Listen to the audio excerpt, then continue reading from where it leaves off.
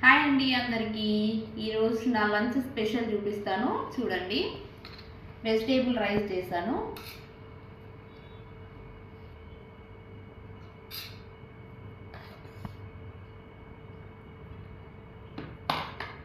Vegetable రైస్లోకి టమాటా పప్పు చేశాను, ఇంకా సోరకాయ కర్రీ చేశాను.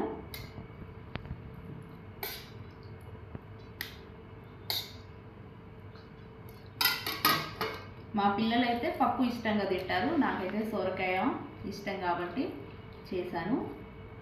పప్పు అయినా సొరకాయ అయినా వెజిటేబుల్ రైస్లో సూపర్గా ఉంటుంది.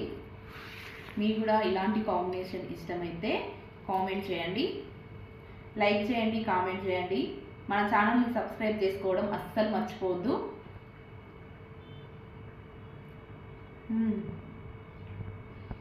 వెజిటేబుల్ రైస్లో